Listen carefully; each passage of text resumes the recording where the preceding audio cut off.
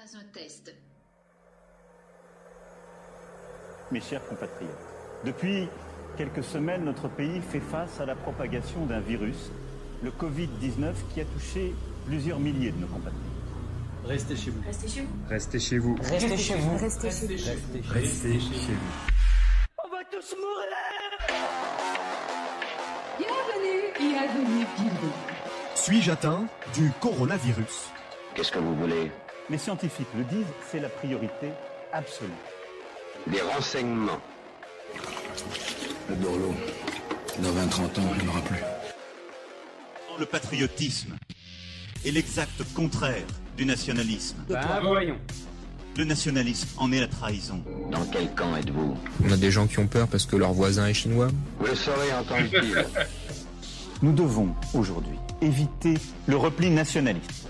Ce virus, il n'a pas de passeport. Je ne suis pas un numéro, je suis un homme libre. Rien ne pourra plus jamais aller bien. La France a peur. Nous sommes en guerre. Bonjour à tous, nous recevons aujourd'hui Charles Saint-Pro, géopolitologue, directeur de l'Observatoire d'études géopolitiques, dont le lien est dans le canal partenaire, islamologue, fin connaisseur du Maroc, auteur de Mohamed VI ou la monarchie visionnaire, ayant donné de nombreuses conférences à l'Action française. Vous pouvez également retrouver nombre de ses interventions sur la chaîne YouTube Cercle Henri Lagrange. Charles Saint-Pro vient aujourd'hui nous poser la question: la France est-elle encore une grande puissance? Charles, bonjour, la parole est à vous. Bonjour, vous m'entendez? Oui, parfaitement. Très bien. Donc, la France est-elle encore une grande puissance? Cette question appelle deux remarques. D'abord, une constatation. Il y a aujourd'hui un déclassement indéniable de la France. Ce n'est pas nouveau d'ailleurs. Depuis plus de 2000 ans, cela est arrivé à notre pauvre nation à plusieurs reprises, ou à quelques reprises, mais aujourd'hui, il y a donc un déclassement. Et il convient naturellement de rechercher la responsabilité de cette situation qui est due à l'idéologie libéralo-mondialiste et à l'européisme. Et il convient de constater le résultat, une politique étrangère atone, un pays qui s'efface sur la scène internationale. La seconde remarque consiste à dire que cela n'est pas inéluctable, un redressement est possible, mais il faut bien entendu changer de régime. Donc, un déclassement indéniable de la France. De fait, la crise sanitaire due au virus chinois du Covid-19 a fait apparaître que la France est un pays déclassé. La 5e ou 6e puissance économique mondiale n'est pas à la hauteur, comme le montrent plusieurs signes majeurs: la pénurie des moyens, l'incroyable fable des masques de protection, un jour inutile, le lendemain obligatoire, le surlendemain, on ne sait pas, l'absence de tests, le nombre de lits de réanimation qui est incroyablement faible par rapport aux voisins allemands, puisque nous avons 5000 lits de réanimation et que les Allemands en ont près de 30 000. Un autre signe du déclin de notre pays est la faiblesse de l'État protecteur, éducateur, visionnaire et stratège, et ce déclin de l'État au profit d'une bureaucratie qui est totalement incapable. C'est aussi la part des dépenses publiques consacrées à la gestion de la dette, etc. Donc, un déclin. Et au terme d'une folle politique, la France a laissé délocaliser des pans entiers de ce qui restait de son industrie. En même temps, des fleurons de l'industrie française ont été vendus à l'étranger. Les choix désastreux se sont multipliés.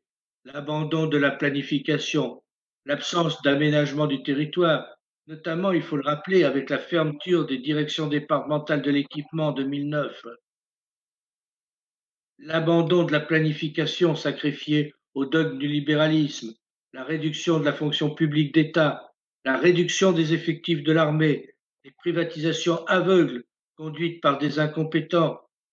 Il faut ajouter cela, le délabrement progressif de l'hôpital public avec la fermeture de plus de 100 000 lits d'urgence, de 100 000 lits d'hôpital et la fermeture de nombreux établissements, dont le prestigieux Val-de-Grâce à Paris, l'hôpital militaire du Val-de-Grâce qui a soigné des sommités du monde entier.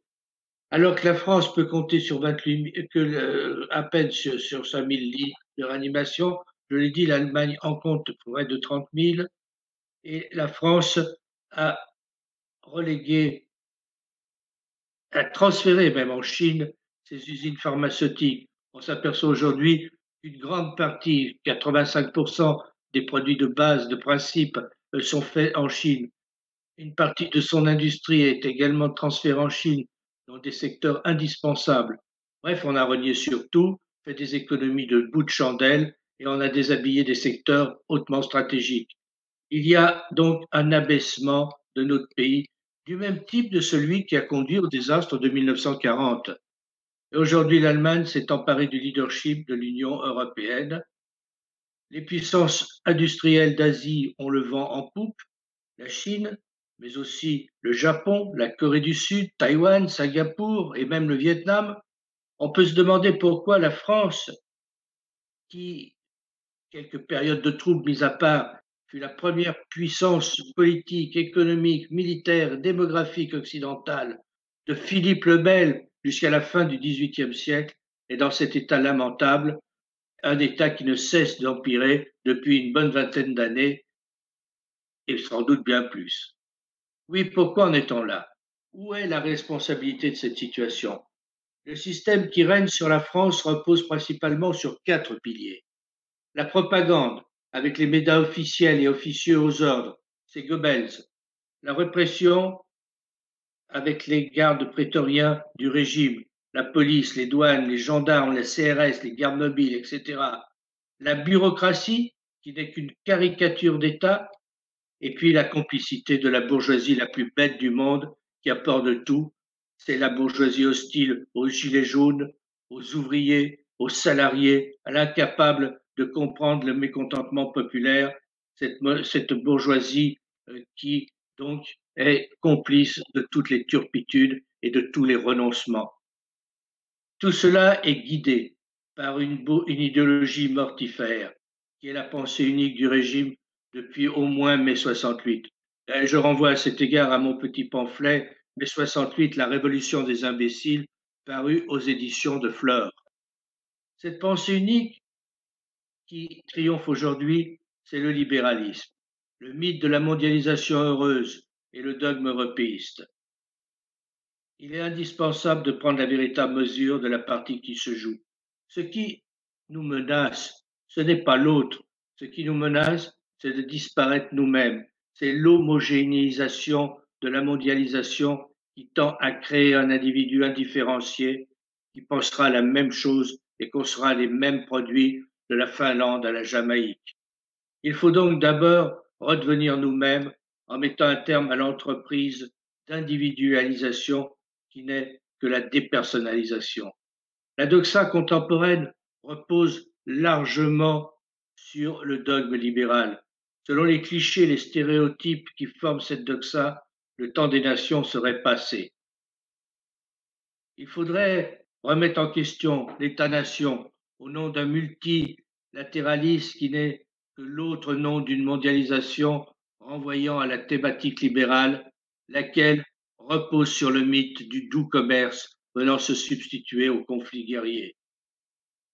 On voit bien l'inanité de cette idéologie quand on considère la scène internationale. Ni les États-Unis, ni la Chine, ni la Russie, ni l'Inde, ni la Grande-Bretagne, ni le Maroc, ni la Turquie, ni le Japon, ni l'Arabie saoudite, ni sans doute le Brésil et bien d'autres sont prêts le moins du monde à renoncer à leur souveraineté. Ainsi, voyons-nous par exemple les États-Unis et la Chine tenter de manipuler la mondialisation selon leurs intérêts nationaux. La Russie de Poutine s'acharne à reprendre son rang. Les pays émergents cherchent à s'insérer dans le jeu. L'Allemagne éternelle utilise le levier de l'Europe fédérale pour assouvir sa volonté de puissance. Il n'y a que la France qui s'enfonce dans un renoncement scandaleux. De fait, l'État-nation a pourtant de beaux jours devant lui. Il s'en trouve pour le combattre. C'est devenu d'ailleurs une sorte de pensée unique en France, dans divers milieux et souvent dans les grandes écoles et dans les établissements d'enseignement public. Et l'on répète ainsi comme un leitmotiv qu'il faut en finir avec les nations parce qu'il faut être résolument moderne, ce qui est un autre terme pour dire qu'il faut être cosmopolite. La propagande contre l'État s'est développée depuis mai 68, notamment avec l'idéologie de la déconstruction d'un Foucault qui a fait un mal immense. Il ne faut pas s'étonner de voir aujourd'hui l'État amoindri et démuni. Au milieu des années 80, le sociologue Michel Croisier écrivait qu'il fallait un État modeste, parce que l'État moderne devait être modeste. L'État modeste est devenu le slogan creux de tous ceux qui pensent que ce n'est pas dans le cadre de l'État-nation qu'on peut répondre aux problèmes de notre société. Croisier tombait le masque lorsqu'il affirmait « Seule l'Europe est susceptible de faciliter le dépassement dont nous avons besoin ». Et il plaidait ainsi pour un accroissement des pouvoirs de la Commission européenne, donc de la bureaucratie bruxelloise. On voit que le mal ne date pas d'aujourd'hui. Il est clair que le projet d'Europe supranationale porté par l'Union européenne s'inscrit nettement dans l'idée de réduire la souveraineté des États-nations, à commencer par la France. Certains ont cru pouvoir faire le pari de transformer l'Europe communautaire en un multiplicateur de puissance.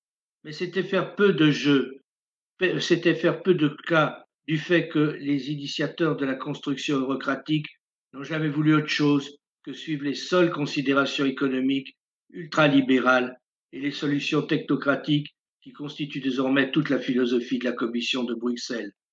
À cet égard, il est tout de même extraordinaire de constater que pendant la crise énorme que nous vivons aujourd'hui, crise sanitaire, une crise qui est beaucoup plus grave qu'une simple crise sanitaire, qui va remettre en cause beaucoup de choses, eh bien, cette commission de Bruxelles continue, comme si de rien n'était, à perpétrer ses mauvais coups contre les nations.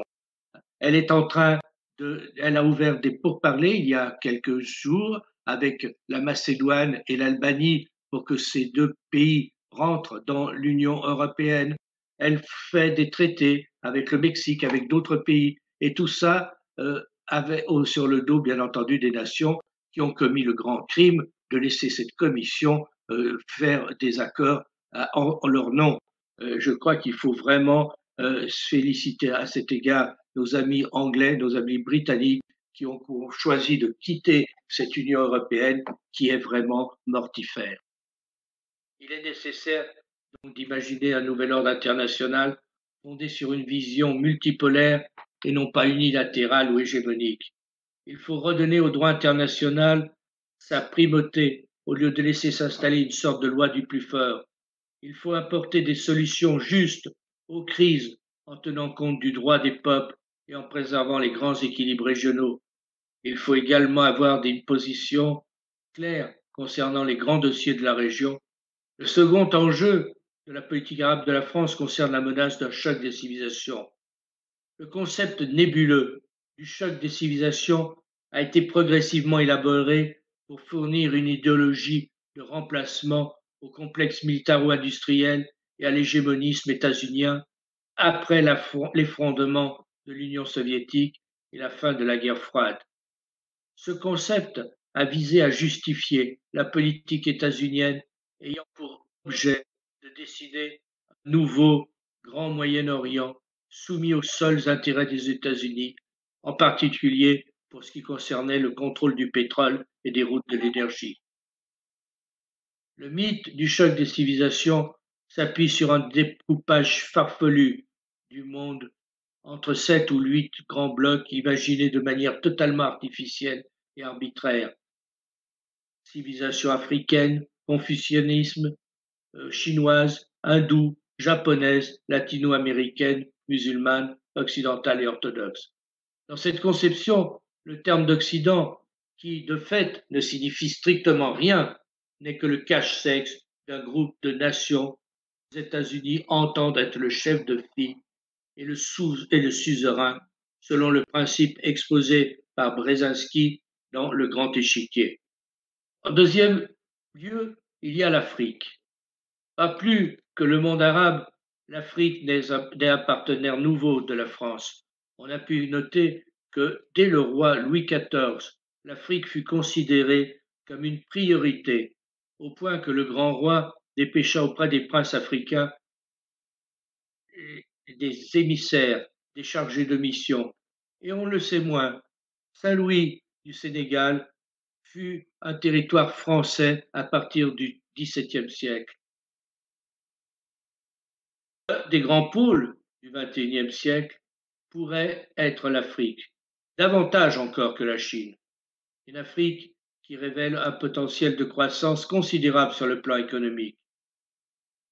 Ces conditions,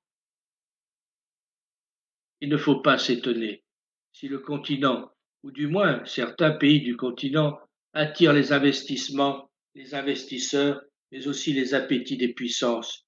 Alors les États-Unis, bien sûr, mais il y a aussi les puissances émergentes d'Asie, à commencer par la Chine, qui ont désormais une présence stratégique sur le continent, et tout cela au détriment de la France.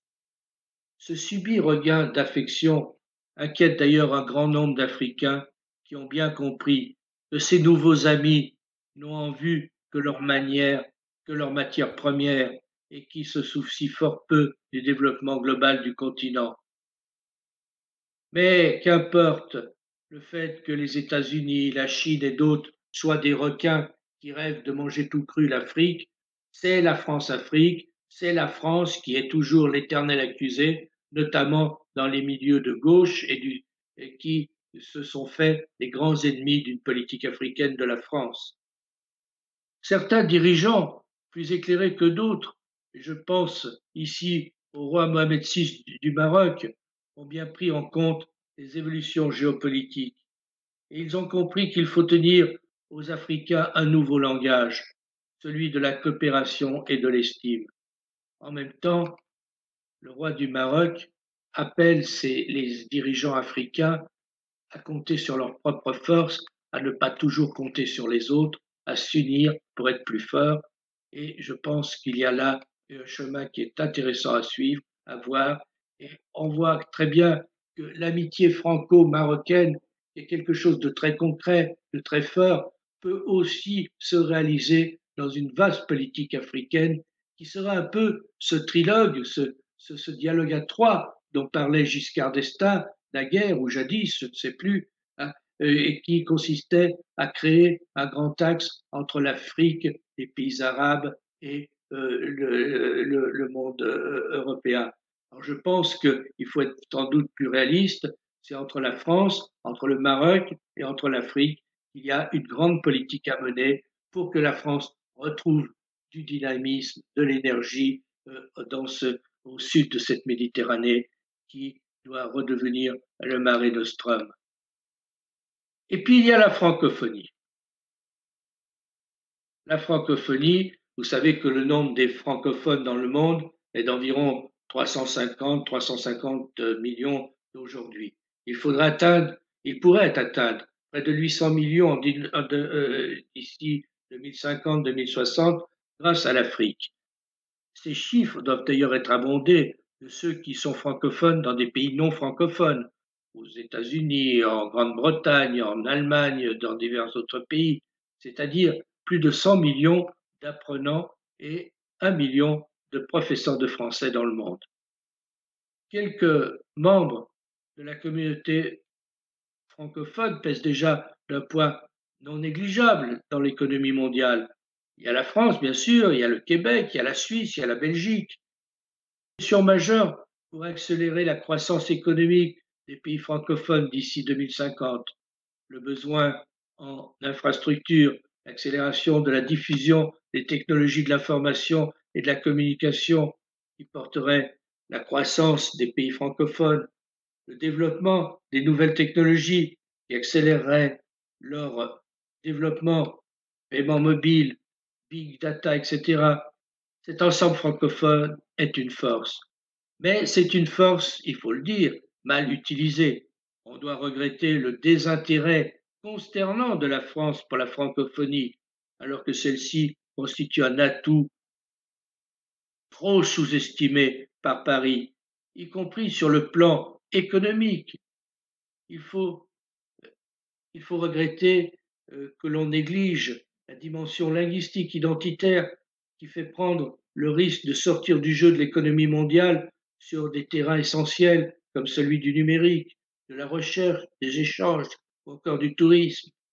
Il faut regretter que le gouvernement français, que l'État français, que les administrateurs français, que les personnels des administrations civiles et militaires soient si peu soucieux de défendre la langue française comme si c'était ringard.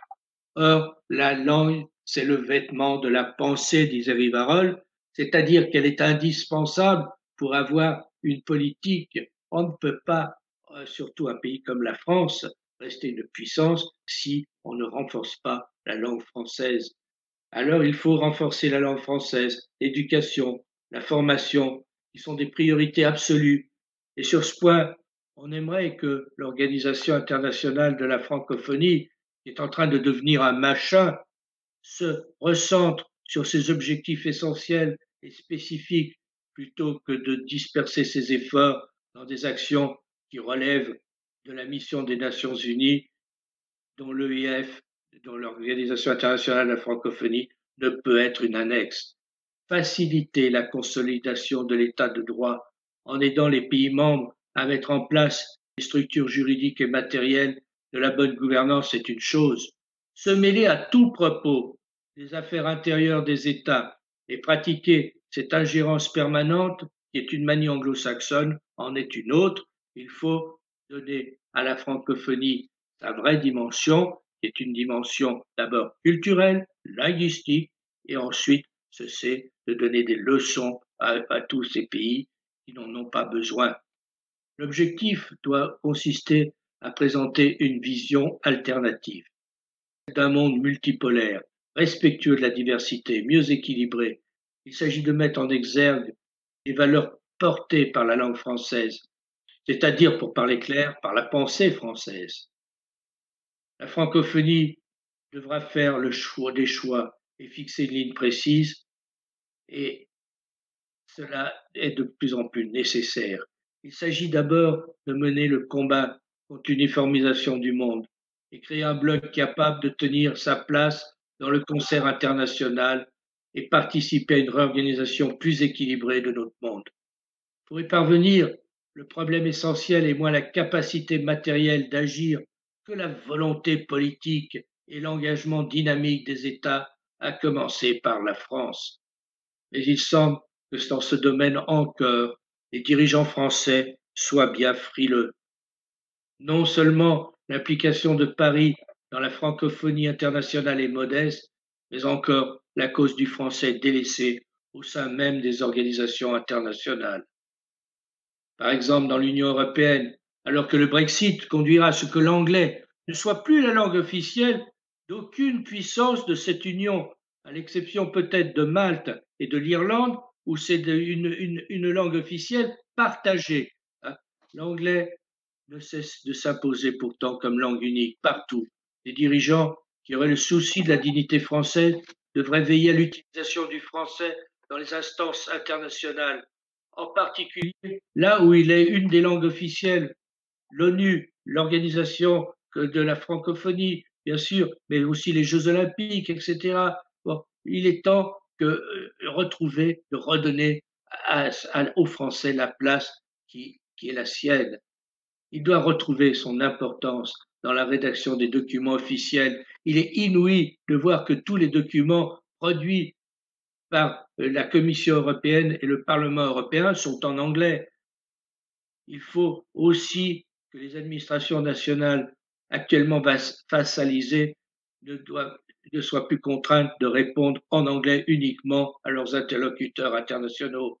Cela implique de ne pas baisser le pavillon en organisant des sommets à Paris sous des vocables anglophones, par exemple le One Planet Summit de décembre 2017, et que l'on ne dise pas qu'il s'agit d'un combat d'arrière-garde, car c'est le sempiternel refrain de toutes les démissions et de toutes les collaborations qui explique toujours que pour être résolument moderne, il faut perdre son identité et son honneur.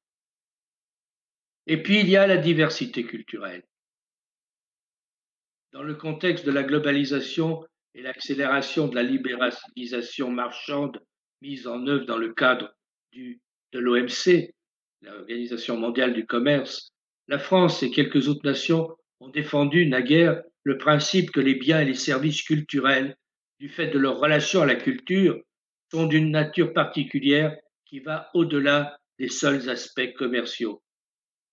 C'est au nom de cette exception culturelle, dont le postulat est que la culture n'est pas une marchandise, qu'une mobilisation sans précédent permit que l'accord multilatéral sur l'investissement, négocié secrètement au sein de l'OCDE entre 1995 et 1997 afin d'accélérer la constitution d'une économie mondiale unique, fut finalement abandonné en 1998. La même année, la France lança l'idée de protection de la diversité culturelle. En octobre 2005, l'action de la France a conduit à l'adoption par l'UNESCO à une écrasante majorité de la Convention internationale sur la protection et la promotion de la diversité des expressions culturelles. Cette convention est certes une victoire de la diplomatie française. Toutefois, on peut se demander s'il n'y a pas une certaine incohérence à mener le combat pour la diversité et l'exception culturelle tout en se jetant à corps perdu dans des projets supranationaux dogmatiques dont on ne peut ignorer qu'ils résultent de la sacro-sainte idéologie de la libre concurrence, laquelle conduit inexorablement à l'uniformisation. En somme, d'un côté, on affirmerait que la culture n'est pas une marchandise et qu'il faut protéger et promouvoir les cultures du monde, tandis que de l'autre côté, on accepterait que la culture soit privée de ce qui est son soubassement le plus sûr, l'identité nationale. Il est vrai que cette contradiction est de moins en moins criante dans la mesure où les gouvernements qui ont suivi, et singulièrement celui qui est mis en place depuis 2016, ont fait clairement le choix du libéralisme mondialiste. Ils se soucient comme d'une guine du sort de la Convention de 2005 et plus généralement, ils se soucient fort peu des identités nationales. N'y a-t-il pas eu ce discours récent du président de la République française qui s'en prenait avec force et avec une rage incroyable au nationalisme qu'il opposait à cette grande idée européiste dont il est le dernier porte-parole. Depuis plusieurs siècles, l'État-nation est le socle de l'ordre international. Comme l'avaient déjà conçu Henri IV et Sully, avec leur concept de grand dessein, visant à mettre un terme au déséquilibre géopolitique européen incarné par la superpuissance des Habsbourg, l'État-nation souverain devient la plus haute autorité du droit international. Avec les traités de Westphalie en 1648, ces traités mettront en pièces la notion d'empire, avec l'abaissement du pouvoir des Habsbourg, cette maison d'Autriche combattue par la monarchie française depuis Henri IV et l'émiettement de l'empire germanique, car celle-ci ne pouvait se consolider que contre la France, car celui-ci, accomplissant les objectifs de la politique traditionnelle de la monarchie française, la paix de Westphalie, que Bainville a pu qualifier de chef-d'œuvre politique du XVIIIe siècle, fit en sorte que du XVIIe siècle, fit en sorte que l'État-nation souverain devint la plus haute autorité de ce droit international moderne qui vit le jour à cette occasion.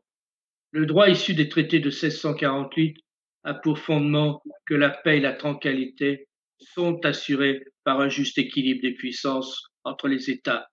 Ces traités, réaffirmés par le Congrès de Vienne de 1815, fixent le cadre de la souveraineté absolue des États comme principe fondamental du droit international. L'État-nation étant le socle de l'ordre juridique qui se met en place, les petits pays obtiennent les mêmes droits que les grands, à la place d'une relation entre dominant et dominé au sein d'empires artificiels, la coopération entre États égaux en droit devient de règle.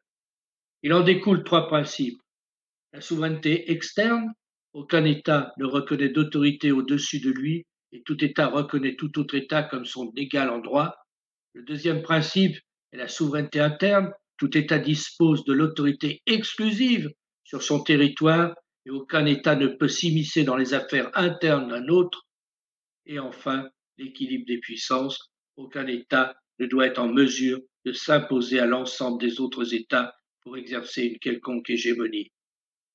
Les Français qui ne s'aiment pas proclament niaisement que la France est aujourd'hui une nation moyenne qui n'a plus de rôle à jouer. Ils répètent à qui mieux ne peut rien faire, qu'il faut s'inscrire dans le mondialisme et l'européisme, conçus comme une panacée, et que tout au plus la France doit jouer un rôle d'intermédiaire, c'est-à-dire regarder passer les trains conduits par d'autres. En fait, ce réalisme de bas étage n'est qu'un renoncement qui invite à s'effacer, à se fondre dans le plus grand ensemble, dans un grand ensemble, et à se montrer modeste. La soumission au réalisme n'a d'autre but que de s'épargner l'obligation de faire preuve de courage et de volonté en se retranchant derrière un mot vide de sens.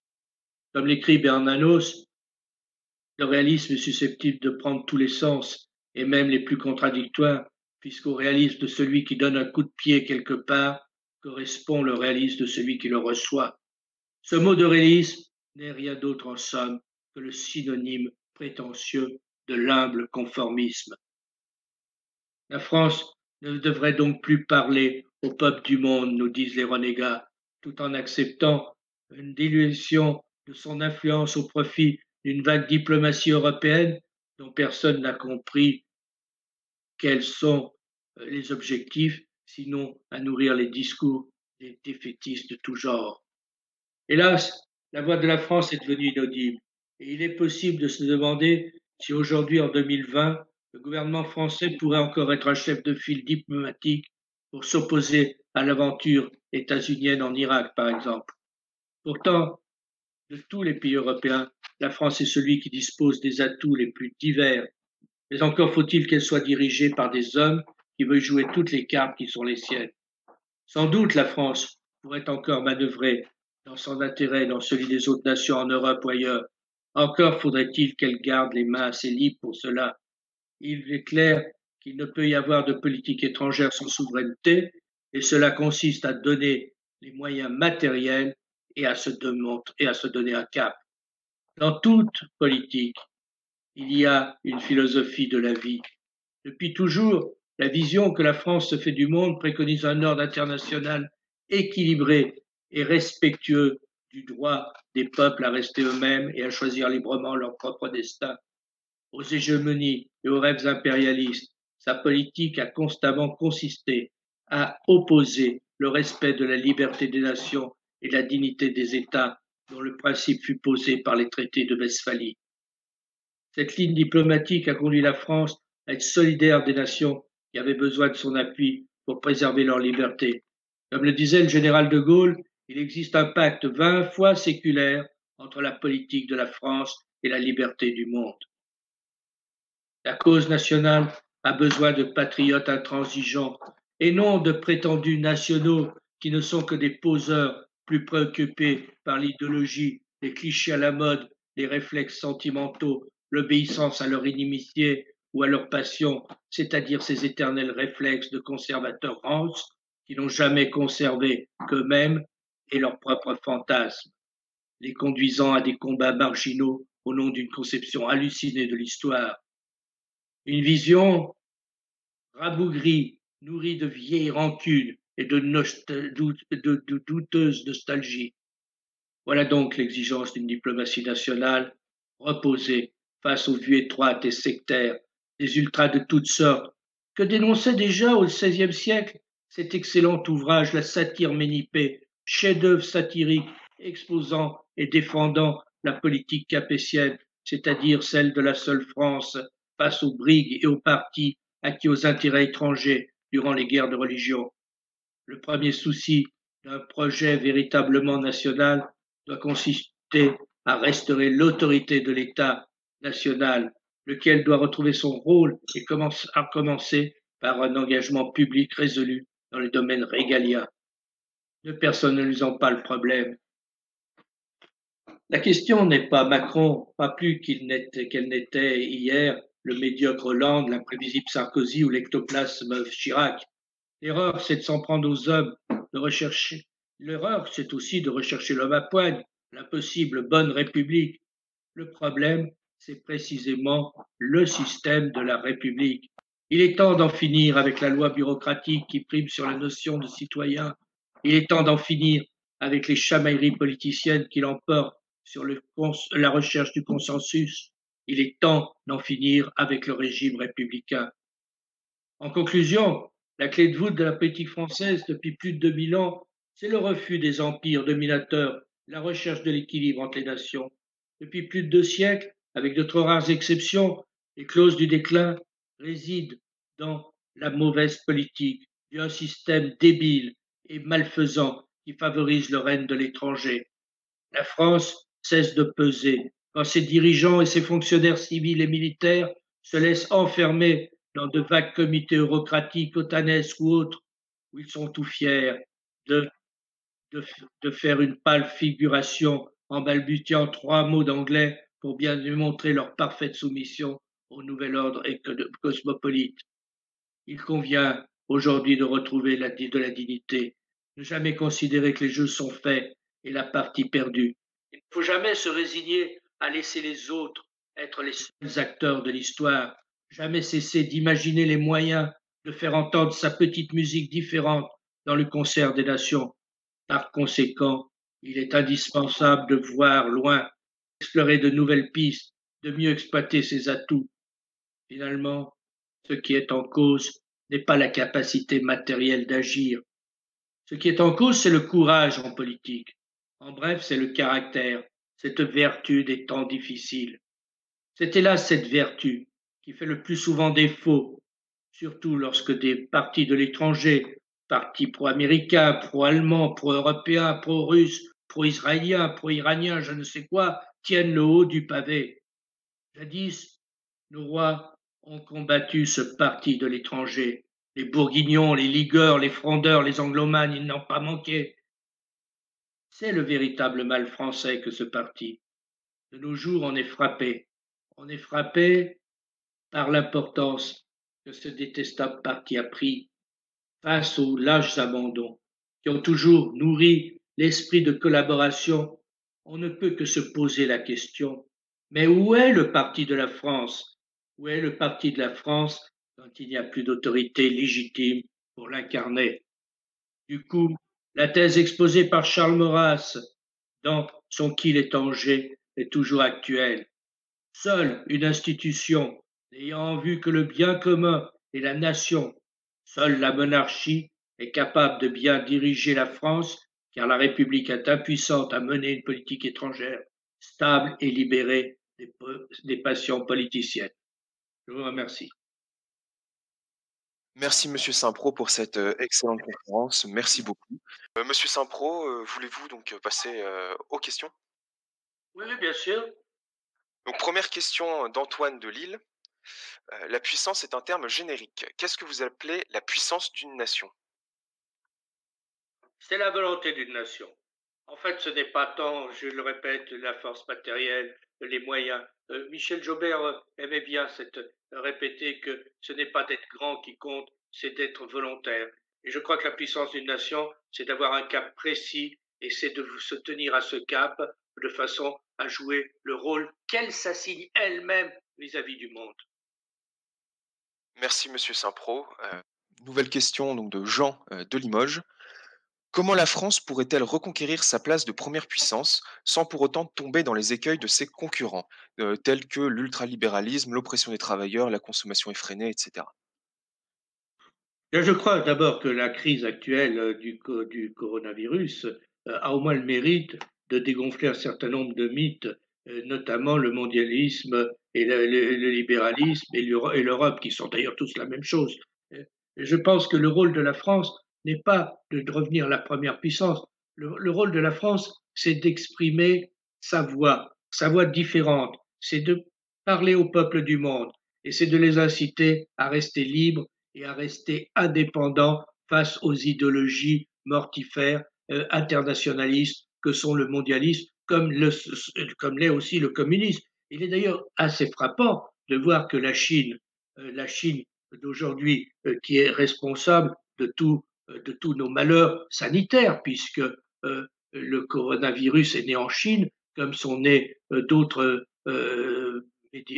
maladies infectieuses qui se sont développées il y a une vingtaine d'années, comme est née la grippe espagnole, enfin, la Chine est le grand terreau des pandémies, et en même temps, c'est elle qui en retire le plus de bénéfices, puisque nous achetons aujourd'hui des masques à la Chine, des tests à la Chine. Donc, c'est ce pays qui a créé la crise qui va tirer son épingle du jeu. Bon. Mais je pense qu'il faut que, justement, la France tienne un discours différent. La Chine est en train de manger l'Afrique. Elle n'a pas de politique africaine. Elle a une politique qui consiste à donner une valise de dollars à certains dirigeants africains, de construire une route ou un hôpital à grands frais et de dire regardez, on est de l'Afrique, alors qu'entre-temps, la Chine est en train de semer la pagaille en Afrique, notamment sur le plan agricole, où elle achète des hectares entiers, enfin des millions d'hectares, pour y planter des produits qui n'intéressent que les Chinois. Elle est en train de piller les matières premières de l'Afrique. Donc, je pense qu'il y a là un combat important à mener pour la liberté des peuples et des nations. Et je pense que ça, c'est le rôle de la France. Merci, Monsieur Saint-Pro. Nouvelle question d'un de nos militants de Lille. Si le futur de la France se trouve en Afrique, est-ce que le futur de l'Afrique se trouve-t-il en France? Ben ça, c'est une bonne question, parce qu'effectivement, à force que la France se désengage, à force que des hommes politiques, depuis cet ignoble Mitterrand, souvenez-vous qu'il avait un ministre de la coopération qui s'appelait Cotte, qui était le fils du traître Cotte, qui avait été ministre du Front populaire et qui avait désarmé la France, et ce qui a conduit à la défaite de 40, eh bien, à force de se battre la coulpe, de parler de France-Afrique, on a découragé les meilleurs de nos amis. Nous n'avons, et je pense que c'est en parlant clair et c'est en réaffirmant fortement que nous avons une politique africaine qui ne sera pas fondée sur la domination, qui sera fondée sur la coopération, qui sera fondée sur des bases nouvelles, mais que c'est en réaffirmant très fortement cela que l'on peut reprendre un rôle en Afrique, parce qu'aujourd'hui, c'est vrai que vous avez raison, les Israéliens, les Chinois, les Américains et bien d'autres sont en train de nous battre, de prendre de notre place. Bon. Et je pense qu'il faut aussi s'allier avec les pays qui peuvent être des partenaires. Je pense que l'erreur que je vois dans certains milieux français de dire que le Maroc, par exemple, est un concurrent de la France en Afrique est totalement idiote. Le Maroc est un partenaire fondamental d'une politique française qui doit se reposer sur ce pilier Maroc, Afrique, France, et je pense que là, il y a là un avenir. Mais il faut, si on veut faire changer les mentalités africaines, il faut aussi changer notre propre mentalité et changer notre propre politique. Merci, monsieur. Ce qui n'est pas possible tant que nous resterons engoncés dans cette Europe bureaucratique qui, je le souligne, je le rappelle, il y a un ministre des Affaires étrangères de la Commission européenne. Bon, et on délègue souvent à cette personne, qui est un ectoplasme, le soin de représenter les nations. Donc je pense qu'il faut vraiment suivre l'exemple anglais. Il faut sortir de cette Union européenne telle qu'elle est en tous les cas. Et je renvoie une nouvelle fois mon bouquin L'État-nation face à l'Europe des tribus, paru aux éditions du Cerf, parce que je pense qu'il y a la base de la pensée qui doit être la nôtre vis-à-vis de l'Europe. Livre dont vous pouvez retrouver la première de couverture dans Illustration Conférence si jamais vous êtes intéressé. Pour rester à la librairie de Fleurs, je pense. Pour rester dans le domaine africain, nouvelle question d'un sympathisant. Si l'avenir de la France, c'est l'Afrique et le Moyen-Orient, n'y a-t-il pas un risque d'islamisation de la France ou est-ce une bonne chose ce qui nous arrive, c'est-à-dire immigration et islamisation? Mais je crois qu'il ne faut pas confondre du tout Et ça, c'est l'erreur. C'est l'erreur qui est entretenue d'ailleurs à dessein par les ennemis de la France, y compris quand ils se prétendent être des amis de la France, de confondre l'islamisation, l'immigration et la politique arabe de la France. La politique arabe de la France, c'est une chose. L'immigration en est une autre. D'ailleurs, c'est d'immigration qu'il faut parler, c'est pas d'islamisation, parce que je suis désolé, le rhum qui vole dans les rues, qui démolit les poteaux indicateurs et qui démolit les parcs-mètres pour prendre de l'argent, qui viole les femmes dans les rues, est aussi dangereux qu'un autre. Et les Ukrainiens, etc., etc. Bon, donc je pense que c'est l'immigration qui est un véritable problème. Et puis, bien entendu, il ne s'agit pas que la France soit islamisée. Comme disait le général de Gaulle, je ne veux pas que Colombey devienne Colombey les deux mosquées, ce qui ne l'empêchait pas, le général de Gaulle, d'avoir une grande politique arabe de la France, parce qu'il faut distinguer la diplomatie des problèmes intérieurs. Ce que ne savent pas faire certains et ce que ne veulent pas faire certains, et certains qui sont portés au nu par le camp nationaliste ou celui qui se croit le camp nationaliste et qui sont des agents d'Israël ou des agents qui font monter la tension contre l'islam et qui voudraient étendre leur règne du musulman à tout le monde arabe, ne sont pas de vrais amis de la France. Israël n'est pas un ami de la France et on ne fera pas une politique avec l'État d'israélien. Et donc, je pense qu'il faut se garder de confondre les choses. Il y a un problème d'immigration en France qui est énorme, qu'il faudrait résoudre. On n'en prend pas le chemin, hélas, hein, mais il y a aussi la nécessité d'avoir une grande politique arabe de la France et à l'égard du monde musulman. Et ça, c'est totalement différent. Merci, Monsieur Saint-Pro. Une question d'un de nos militants. Croyez-vous à un destin français? La France a-t-elle une place particulière parmi les nations? Si elle ne s'endort pas, oui. Bien sûr que la France a pour vocation de parler au peuple du monde. Elle a pour vocation de délivrer un message différent de celui des hégémonies. Donc, bien sûr qu'elle a un avenir. Si elle renoue avec cet avenir, mais je pense qu'on ne renouera avec cette politique de la France, avec cette constante qui est la politique de la diplomatie française, qu'en changeant de régime. Ce n'est pas le régime de l'abaissement, le régime qui nous a conduits dans l'état de déliquescence où nous sommes, qui pourra refaire une politique de la France. Ça, j'en suis de plus en plus convaincu. Depuis mai 68, cette République, d'ailleurs, a changé de paradigme. Jusqu'à mai 68, on peut considérer que l'État républicain défendait un certain nombre de valeurs, qui étaient l'école, qui était la famille, qui était même la patrie. Bon, plus ou moins bien, mais enfin, il la défendait plus ou moins. Mais depuis mai 68, la pensée 68arde s'est infiltrée de partout. C'est comme une lèpre, c'est l'internationalisme. Et c'est pas étonnant de voir un salopard, et je dis un salopard à bon escient, parce que ce monsieur a craché sur la tombe du soldat inconnu et a pissé dessus, comme Cohn-Bendit, rallier aujourd'hui le macronisme libéral parce que ces gens-là sont faits pour s'entendre, ils ont la même haine ou la même ignorance, parce que Macron n'a pas la haine de la France, mais l'ignorance de ce qu'est la France. Et je pense que ce régime est à bout de souffle, et ce régime, il faut en finir, parce que sinon, c'est lui qui va tuer la France. Merci, Monsieur Saint-Pro, pour votre réponse. Nouvelle question d'Adrien de Bordeaux. Les Anglais ont quitté l'Union européenne, mais n'avaient pas adopté la monnaie commune. L'euro n'est-il pas le principal frein à notre volonté de libération nationale?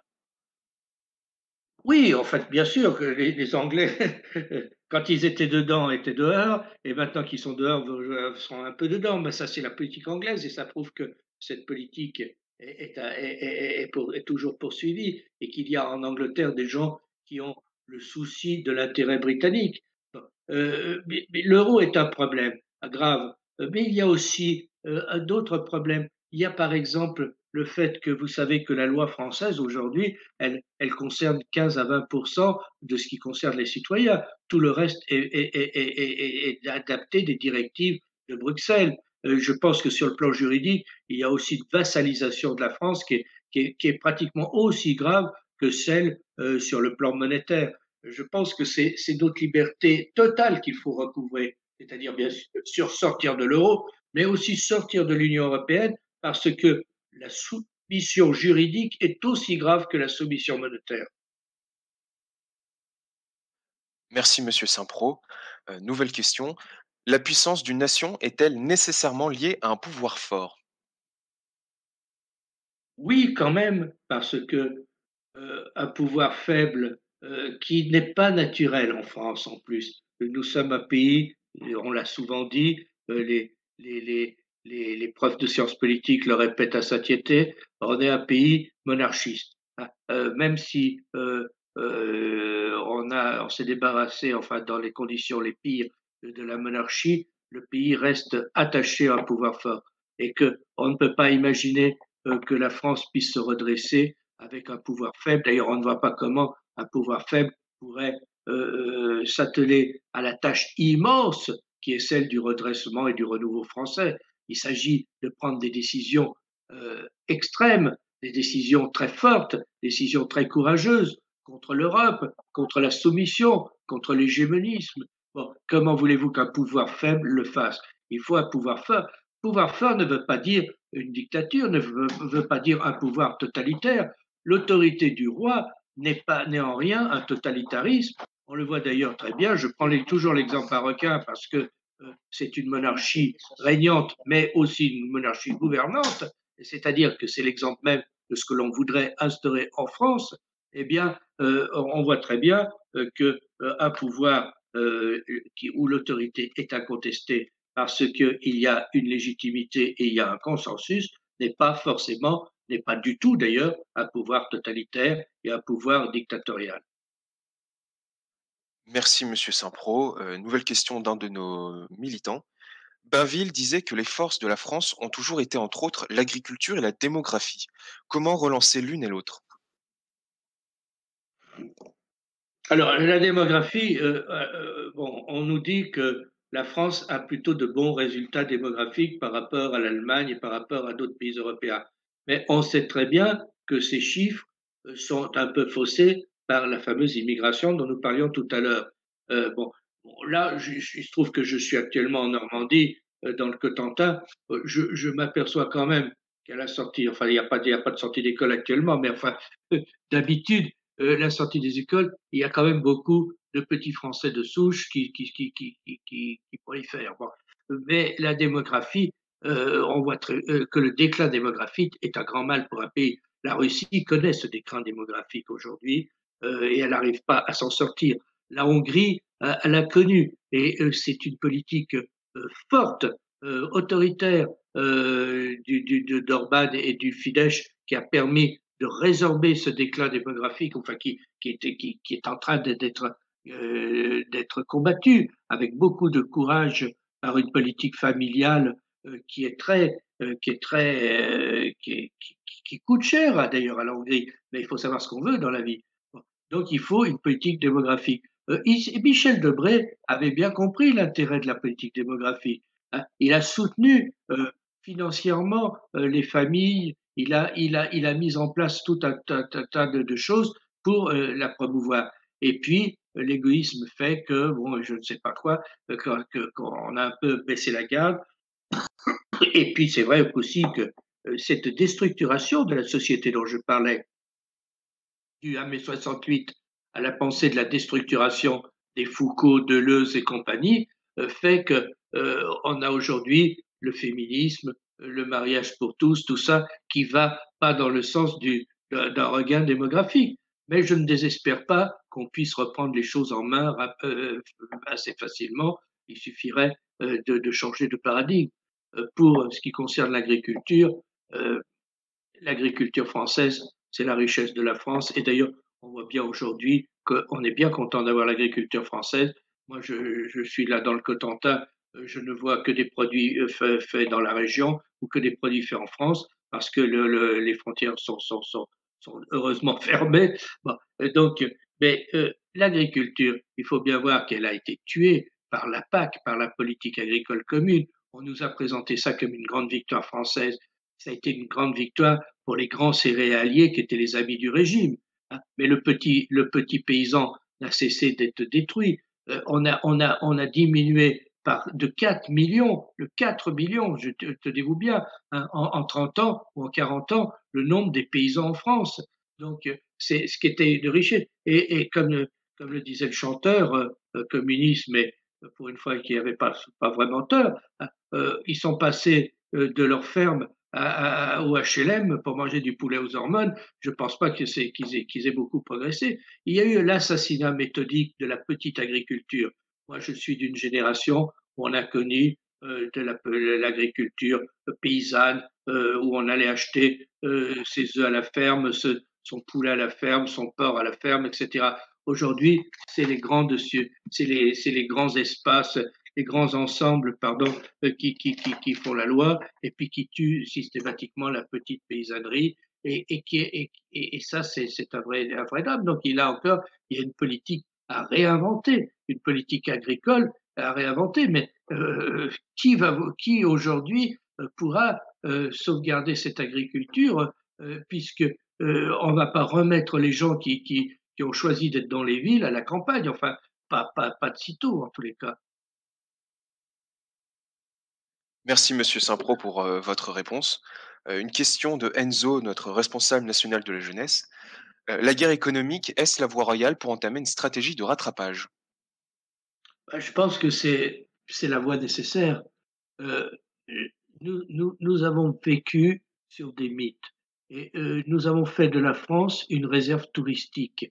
Nous avons délocalisé, nous avons désindustrialisé, nous avons fait de la France ce que Hitler rêvait d'en faire, c'est-à-dire un immense parc d'attractions.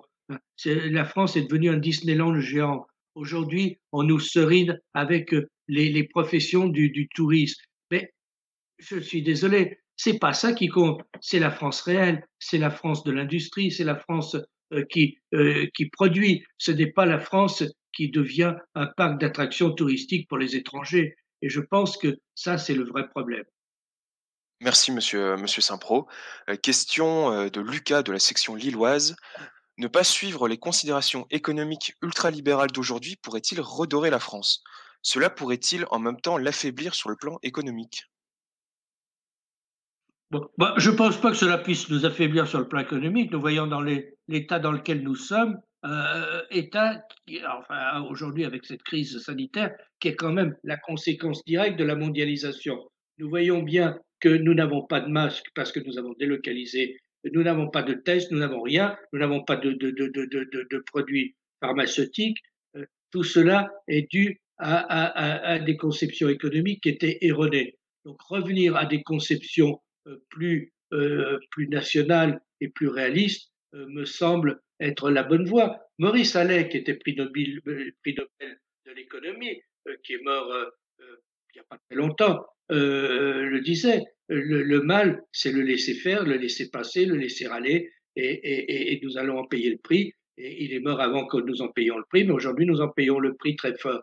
Je pense qu'il faut, au contraire, changer complètement de cap et relocaliser, réindustrialiser la France, ce que n'a pas fait l'Allemagne. L'Allemagne n'a pas désindustrialisé et elle est aujourd'hui un peu en meilleure situation que nous, même si sa démographie pose problème. Dieu merci. Merci Monsieur Saint-Pro. Nouvelle question de Alex de la section d'Arras. Comment concilier un retour de notre puissance en Europe avec une Allemagne unifiée et puissante sur le plan diplomatique, industriel, économique et démographique, même si vous avez un petit peu nuancé? Non, l'Allemagne n'est pas une puissance démographique. L'Allemagne est en déclin démographique. Je pense que d'ici 50 ans, la France et l'Allemagne seront à peu près à égalité. Enfin, si la France continue à son effort démographique. Donc, mais bien sûr, l'Allemagne est parce que l'Allemagne n'a pas fait les choix mortifères qui ont été ceux de la France. La France a joué la désindustrialisation. Elle a joué le tertiaire. Le tertiaire n'est pas créateur de richesse et le tertiaire n'est pas créateur de recherche, il n'est pas créateur de quoi que ce soit d'ailleurs. On est devenu, je le répète, cette réserve touristique qu'Hitler rêvait de faire de la France et tout ça, on n'est plus une grande puissance industrielle. Je pense qu'il il faut reconstituer nos forces et ça prendra beaucoup de temps et ça ne peut se faire qu'avec un régime national, ça ne peut se faire qu'avec un changement de système. Car comment voulez-vous que les gens qui nous ont amenés, conduits à la défaite, à l'état déplorable dans lequel nous sommes, puissent redresser la France? Il est bien clair que non, ces gens ne pourront pas redresser la France. Pas plus que les gens qui avaient amené à la défaite de 40 n'auraient pu conduire à un renouveau de la France.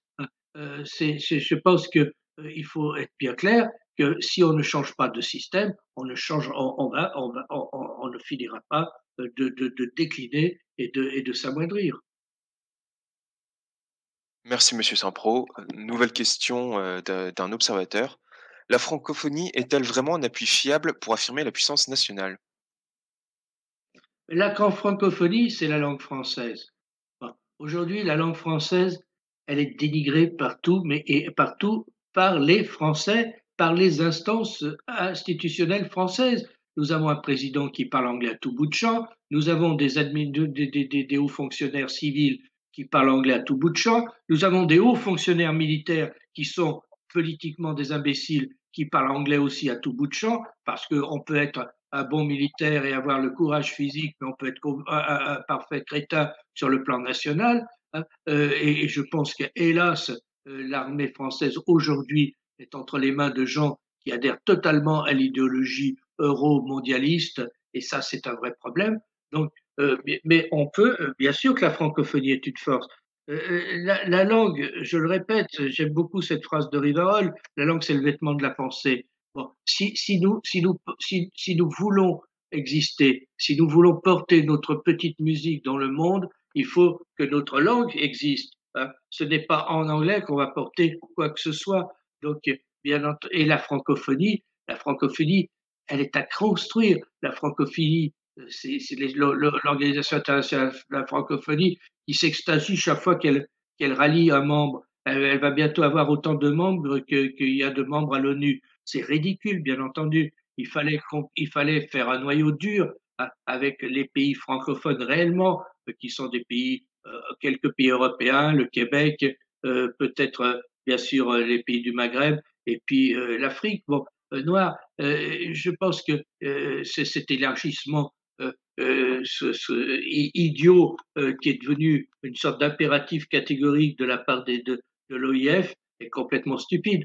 Mais la francophonie peut être une force, et d'autant que vous avez vu ce rapport qu'avait fait Attali, et Dieu sait qu'Attali n'est pas très national, pourtant, disant que la langue française serait parlée par 750 à 800 millions de personnes d'ici la moitié de ce siècle. Je pense que c'est un beau potentiel, mais encore faudrait-il que l'on s'en occupe de ce potentiel. Encore faudrait-il que l'on l'utilise. Encore faudrait-il qu'il y ait une politique francophone du gouvernement, ce qui n'est pas le cas. Et puis, bon, bien entendu que la francophonie, elle peut être ingardisée, d'autant qu'il y a des gens qui s'y emploient, y compris des gens qui prétendent défendre la francophonie et qui sont parfaitement ridicules. Et ça ne veut pas dire que la francophonie doit être abandonnée.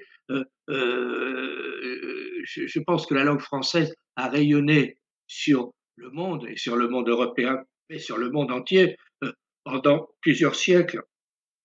Il n'y a aucune raison que ce déclin se poursuive. Bon, je pense qu'il ne faut pas sous-estimer cette carte francophone qui est un immense potentiel pour la France, comme d'ailleurs peut l'être aussi dans un tout autre domaine, les îles éparses, les îles éparses qui existent d'ailleurs, mais les îles ou les départements français des territoires d'outre-mer, qui font que notre espace maritime est immense et que nous l'exploitons très peu. Nous l'exploitons très peu parce que nous n'avons pas assez de navires d'ailleurs, mais enfin ça c'est un autre problème. Et je renvoie à cet égard à ce député Folliot qui mène un très beau combat à l'Assemblée nationale pour les territoires et les départements français d'outre-mer. Merci Monsieur Saint-Pro. Nouvelle question d'Arthur de la section toulousaine. Pouvez-vous nous donner votre analyse sur notre appartenance à l'OTAN et sur la pertinence et l'avenir de cette organisation atlantiste issue d'une logique de guerre froide? Arthur, il est clair que, comme vous le dites, l'OTAN a été créée pour répondre au pacte de Varsovie dans la logique de la guerre froide. La guerre froide est terminée. D'après ce que je sais, l'Union soviétique a explosé, le pacte de Varsovie a disparu, bon, et l'OTAN persiste. L'OTAN n'a jamais été que le bras armé d'une politique hégémonique américaine, et donc le retour dans l'OTAN qui a été fait sous Sarkozy, je crois, et puis cet alignement sur l'OTAN est totalement ridicule. L'OTAN défend quels intérêts si nous avons une armée française, si nous avons une force nucléaire, si nous avons un savoir-faire, parce que nos militaires sont politiquement assez nuls, mais ils sont techniquement très performants. Il y a un savoir-faire militaire français, c'est pour l'intérêt de la France et des intérêts français. C'est pas pour former je ne sais quelle armée européenne qui serait une annexe de la Charlemagne ou pour faire de la figuration dans l'OTAN. L'OTAN n'a rien à voir avec une politique nationale française. Il faut en être convaincu. Le retour dans l'OTAN a été une grande erreur et il faut en ressortir, comme l'avait fait le général de Gaulle d'ailleurs. Merci Monsieur Saint-Pro. Nouvelle question d'un observateur, de Romain. Bonjour, comment la France pourrait selon vous retrouver sa puissance diplomatique, notamment parmi les pays francophones, Afrique noire ou Maghreb, à l'heure où les puissances du Moyen-Orient tendent à influencer, voire à islamiser ces mêmes pays? Bon, d'abord, c'est pas vrai. Les puissances du Moyen-Orient ne tendent à rien, contrairement à ce qu'on pense. Il n'y a pas de politique saoudienne ou de politique émiraïenne qui vise à islamiser qui que ce soit. Et je pense que, en plus, une grande partie de l'Afrique n'est pas du tout musulmane. Donc, par exemple, le Gabon, une immense partie de la Côte d'Ivoire, tout ça. Donc le problème ne se pose pas en ces termes. Et en plus, je n'ai pas le sentiment qu'il y a une politique d'islamisation voulue par des États musulmans, en tout cas pas par les États arabes. Il y a eu des tentatives iraniennes, mais bon, c'est plus de la politique de la valise de dollars que de la persuasion. C'est un peu comme les évangéliques. Vous savez, les évangéliques achètent à coups de dollars les milieux les plus pauvres des banlieues françaises ou autres et des pays les plus pauvres. Bon, ben, c'est un peu la même chose. Bon, mais c'est totalement il n'y a pas de problème avec l'islam. Le problème il n'est pas là. Le problème, c'est que nous n'avons pas de politique africaine réelle et que nous avons une voix inaudible. Alors, je sais où on va nous dire, oui, mais il y a Barkhane, il y a 4000 ou 5000 militaires français en Mali. Eh bien, ils sont sur un territoire qui est grand comme 3 fois la France et ils courent désespérément derrière un ennemi qu'on connaît pas et qui, de toute façon, il faut bien voir que le gouvernement malien joue à fond contre nous, puisque le gouvernement malien n'a pas du tout les mêmes objectifs que nous. Bon, donc je pense que ça, c'est parce qu'on n'a pas une politique bien claire. Et je pense que donc en Afrique comme ailleurs, le problème, c'est un problème de volonté nationale, d'existence nationale, d'avoir une politique ferme. Et quand on a une politique ferme, il n'y a pas de problème du genre que vous évoquez. Lorsqu'on a une politique ferme, on est suivi et on a des alliés. Lorsque c'est la politique du chien crevé au fil de l'eau, qui est là pratiquée depuis une trentaine d'années, alors là, bien entendu, ça ouvre la voie à toutes les aventures. Merci Monsieur Saint-Pro. Question de Pierre-Marie, un observateur. Pourquoi ne pas relancer les langues régionales aux côtés du français afin de répondre à ce problème diplomatique? Tous les linguistes s'accordent à dire que c'est une richesse. Alors, je ne suis pas du tout d'accord. Moi, je vous renvoie à mon bouquin L'État-nation face à l'Europe des tribus. Je pense que les langues dites régionales, je ne sais pas ce que c'est qu'une langue régionale, c'est le retour aux tribus et au tribalisme. Nos rois ont mis des siècles pour imposer la langue française et en faire cette perle qu'elle a été au XVIIe siècle avec les Racines, les Corneilles, etc. Bon, ce n'est pas pour en revenir à l'état d'impuissance je pense que le projet européen visant à faire l'Europe des régions, qui est d'ailleurs très cher aussi à certaines gens d'une certaine extrême droite, comme la nouvelle droite, qui déteste la nation, est très dangereux pour la nation. Et ce qui compte, c'est la nation toujours, la nation seulement. Donc les langues régionales, de toute façon, elles ne sont pas menacées. Quiconque peut les apprendre peut les apprendre. On peut apprendre l'alsacien, on peut apprendre le corse, on peut apprendre le lyonnais, on peut apprendre le limousin, on peut apprendre n'importe quel patois que si c'est ça vous amuse. Mais ce n'est pas du tout par cela que l'on va s'en sortir. On va s'en sortir par une politique nationale ferme, par une politique linguistique française ferme. C'est ça la gage de s'en sortir. Ce n'est pas de se noyer dans ce conglomérat qui fera le jeu des adversaires de la nation. Merci, Monsieur Saint-Pro. Dernière question d'un de nos militants. Comment arrêter l'ethnomasochisme, véritable mal français? L'ethnomasochisme. L'ethnomasochisme, oui. Comment arrêter l'ethnomasochisme français? Qu'est-ce que vous entendez par ethnomasochisme? Alors, si la personne qui a posé la question pourrait préciser ce qu'elle entend par là? Le dénigrement permanent. Ah oui, oui, mais ça, le dénigrement permanent de ce qui est français, de ce qui est notre culture, de ce qui est notre langue, bien sûr, ça c'est de ce qui est aussi un couple, un homme et une femme, une famille, c'est pas nouveau, mais je pense que tout cela fait partie de ces conséquences désastreuses de mai 68. Je pense que vraiment le tournant historique, bien sûr, le vrai tournant, c'est cette ignoble révolution française, enfin dite française, qui a conduit la France à ce système républicain qui est mortifère. Mais l'autre grand tournant, c'est mai 68, parce que c'est la déconstruction de tout, déconstruction de d'autres identités. Et je pense que c'est en retrouvant et en préservant fortement notre identité que l'on va s'en sortir. Et ça, c'est un combat de tous les instants, et c'est un combat multiple, c'est un combat linguistique, c'est un combat ethnique, c'est un combat économique, mais il faut préserver l'identité française parce que c'est notre seul bien et c'est notre bien le plus précieux. Merci, Monsieur Saint-Pro. Je pense que l'on peut s'arrêter là. Merci à vous pour votre conférence et pour avoir répondu à nos questions, et merci aussi également aux auditeurs, de vous avoir écoutés jusqu'au bout. Merci à vous et bonne soirée. Merci, au revoir.